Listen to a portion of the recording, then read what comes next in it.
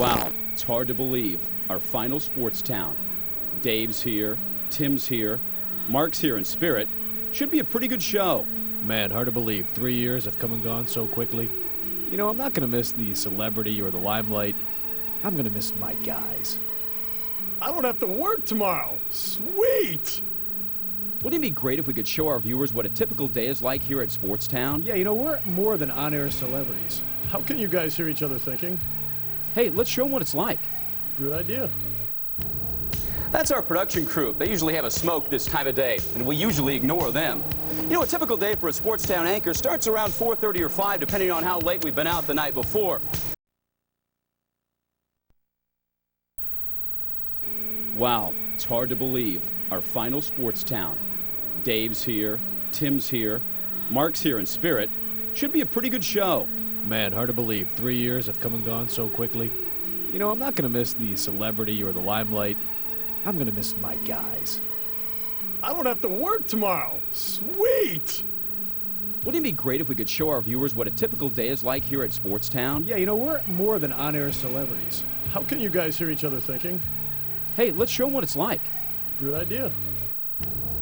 That's our production crew. They usually have a smoke this time of day, and we usually ignore them. You know, a typical day for a Sports Town anchor starts around 4:30 or 5, depending on how late we've been out the night before. We usually like to get started by walking on Lincoln Road, kind of to get the creative juices flowing. Fortunately, we don't have to walk very far. Conveniently located just a few paces from Whammy is Zeke's Beer Garden, and we found it's a great place to start our day. Hey, did you see that game last night? No, actually, I didn't. Now, after we've gotten our liquid courage up, it's important for us to go out and really get to know our viewers a little bit. Press the flesh, as they say. They're important to us. Get to know them. Who do you think you are? Do you like sportscasters? You're never gonna get my love. After our jaunt down Lincoln Road, it's time to get the work underway and actually begin writing Sports Town.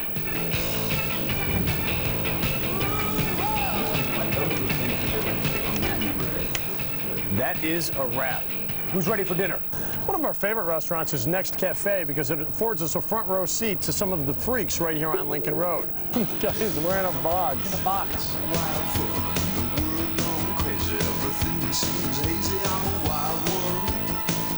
Guys, I'm tired. I need a break. Yeah, that dinner kind of filled me up. We need to go relax and wind. The usual? Absolutely. You know, it's a good thing our favorite watering hole has ESPN so we can catch up on the day's top stories. Did you hear Marino retired? No way. Hey, can we get another round? Sure, but isn't it almost time for your show? She's right. Let's go. Okay. Woo! We made it. All right, you know, the time is right for the final sports town in Whammy history. Brad Steinke, along with my good friends Dave Benz, Tim Ring. You know, for some it might be a night of sadness, but for us, it's a time to celebrate with all of our good friends. As the magical ride known as Sports Town hits the air for the final time, we invite you now to kick back, relax, and share with us some of the more memorable and not so memorable moments of the past 3+ years. Come on, everybody, let's enjoy the ride.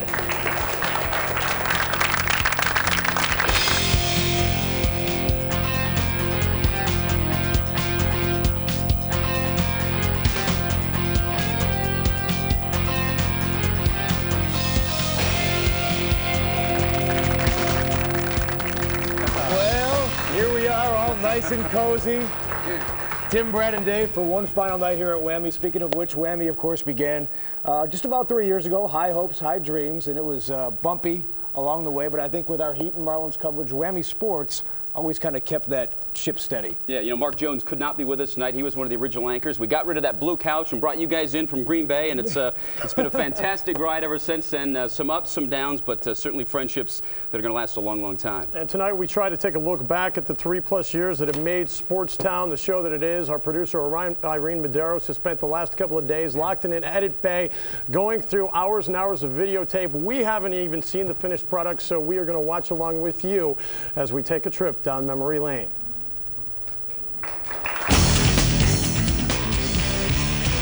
Hi, I'm Sammy Sosa, I play for Chicago Colts. Hi, I'm Dan Marley. Hi, I'm Meatloaf. My name is Boris Becker. Hi, I'm Doug Gilmore. I'm Terrell Buckler. Hi, I'm Patrick Rafter. This is Chris Everett. This is Cal Ripken Jr. I'm Tom Arnold. Mi nombre es Levi Nande. And Sporttown being very, very good to me. One thing is Sportstown will never sell out. I mean, we're never going to like grab like, you know, gratuitous freebies, things like that. There's no way. It's all about journalism with us. You ready for the show? Let's do it, man. Right. Let's go. Let's do it, Tim.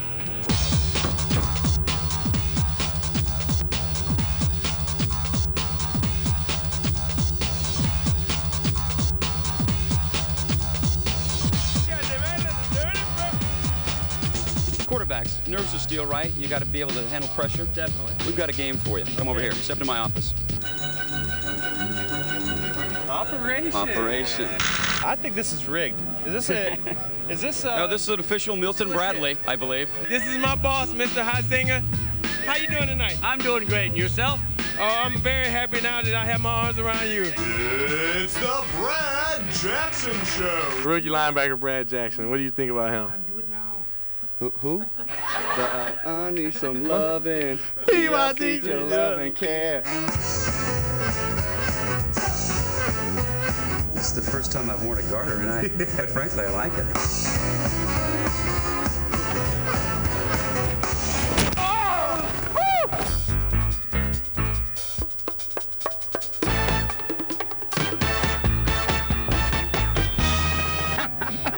The minute you walked into the studio, man, do you wear anything underneath that? I gotta ask you. Orange boots, is that? Orange boots. Is there any chafing involved? Joined now by Don King. Don, first thing, you always add a little color to these events. This is a great event. This is something that that we have to have the coloration because you really don't need it. It's an explosion, man. This is something that I think that Picasso would be proud of. Any thoughts about playing in Miami for Pat Riley? If that ever happens, I may consider coming down here, but Patrick has to give me that leeway to do what I want to do and do it my way. I'm going to be 50, and I'll guarantee you I can still whip anybody in the world. Hello, this is Bill Cosby. I would like to take the time to tell the people that I'm on Sportstown and please be later on this evening. We brought with us a videotape of the LSU game from the '96 College World Series, and we were wondering if you might like to destroy that for us. How's that one slip knot? There you have it, guys. The hammer has officially been put down on the memories of Jim Morris's defeat against LSU. More of the wacky. Bobby Valentine, Mets manager, tossed out in the 12th inning last night, but he came back into the dugout in a disguise, and a pretty weak one at that. Brad took off. Oh, really? He was ejected. Duvall suffered second-degree burns on his right thumb and forefinger when he picked up a very, very hot teapot. You know, Brad, I've been thinking about this, and maybe Duvall should spend less time watching those golf instructional videos and spend more time watching teapot pouring videos like the one that's on the market right now. You know, a lot of people come to me at various tea pouring tournaments around the country and want to know, Tim, how can I become a tea pourer just like you? First off, posture. Remember, when you're pouring out, of course, keep your head down. You have to keep your head down when pouring the tea. Finally, remember, practice, practice, practice. Tito 35 and... Man, what is this guy talking about? Does he ever shut up? You know, I'm kind of thirsty. I could go for a soda. But this is a fight that goes off like it should goes off like, and it's really, really a wonderful thing. It's a big boost, and it gives a great boost to all the fans, but not a corrupt decision. And then that also will be subjective, and everybody will understand, because in football, you know, many of the teams that go to the Super Bowl, you know, shouldn't have been to the Super Bowl. Today, we look at the life of Billy the Marlin and examine if there's another side to this mysterious mascot. No, Billy doesn't have a girlfriend yet, but he's always got his eye open. Billy, you don't have a girlfriend? Yeah, right, bruh. We saw you down at South Beach with Madonna. But that's not all we found. Our crack team of investigators have uncovered more about his mysterious past. Contrary to popular belief, Neil Armstrong not the first person to walk on the moon. Billy spent a brief time with the boys from Liverpool. He was known as the Fifth Beatle. How did you get the hair like that? It's an aura from God. It's something that has been with me, and as long as I consider taking a 2x4 out of my eye before I take the splint out of my brother's eye, it will continue to ascend to the heavens. Wow.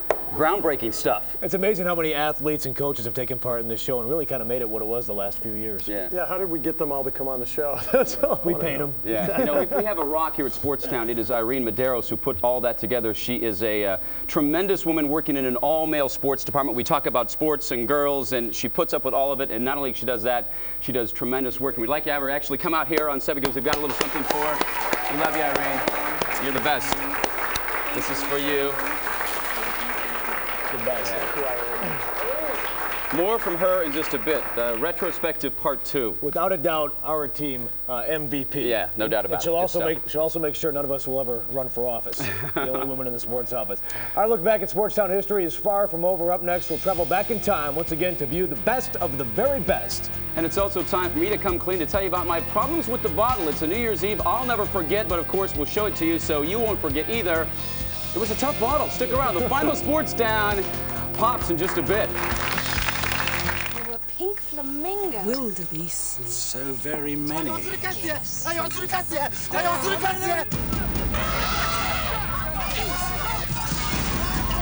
four-wheel drive V8 Lexus LX470 is remarkably powerful. And while the LX seats 8, some SUVs, unfortunately, only seat 5. The LX470, the Lexus of SUVs, at your Lexus dealer. I suppose your child had to be raised in a place like this, in a one-room shack with a dirt floor and a roof made of whatever you find. It never stopped the rain. I suppose you couldn't get medicine for this little girl's ear infection. And when her brother coughed all night, there was nothing you could do about it. Suppose you knew your children would never have nice toys or good schools. Then, imagine a miracle happened. Someone you didn't know, thousands of miles away, made a phone call to help bring this to your child. Books, teachers, nutritious food, clean water, a place to play, even a doctor to see when she's sick. Someone whose phone call saved your child. How would you feel about the person who made that call? For one phone call and 80 cents a day, you can be that person. You can save the life of one child. 80 cents a day sponsors a child like Rosa through Christian Children's Fund. Now, if you can imagine, even for a moment, that this could be your child, go to the phone right now. We'll send you the picture of a little boy or girl you can sponsor. We'll tell you her name, where she lives, a little bit about her life and family. There's no obligation, but if you decide to sponsor a child, you can be the one who makes a miracle happen. Call Christian Children's Fund. We're the nation's oldest and most trusted child sponsorship charity because so much of your money goes right where it belongs, to the children who need it. Now, before you say, I'm not a miracle worker, take a look at what one looks like. The Boswells 80 cents a day saved Maria Ophelia. The Gainers 80 cents a day is a miracle for Menor Estuardo. Please go to your phone right now. Call Christian Children's Fund and be that person who can save one child. Be the one who can perform a miracle for 80 cents a day. Call now.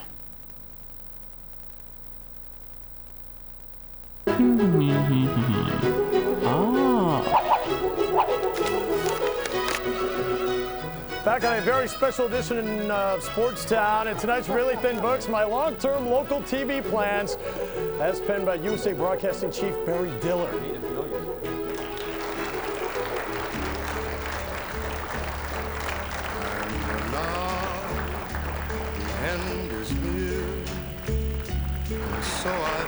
Hey, welcome back to our Sportstown studios. It is the very final Sportstown in all of history. Probably, you know, there's been a lot of great moments, but I look back and I can't help but think one of the funniest that ever happened here was New Year's Eve 1998 as Brad Steike tried to be suave, Dean Martin, the Continental, and wished everybody a Happy New Year. Yeah, take a look at this video here. I think you were off that night, but we're wrapping things up. They get me a cheap bottle of champagne, and the cork just would not come out. The balloons are coming down. Where's Dick Clark when you need him? This thing went on forever. First of all, look at all the people that worked on this show then. It's quite a crew, but I don't think we ever tasted that champagne, did we? No, that bottle still has not been opened. Maybe we'll get it open tonight. Maybe tonight. Push. Still struggling. All right, we'll come back to that at the end of the show. You'll still be trying. Exactly. Yeah, really one of the more glad we humorous found that moments. one. Yes, good stuff. It's been a great ride, guys. I know I came in about midway through. You guys had already had about a year and a half in the books, but as soon as I came here, I was welcomed in as family, and it has been one of the most tremendous experiences of my life coming here. Everyone behind the scenes, everyone that I've worked with on air, the organizations around town, it's just been great. I think we're all more than a little sad.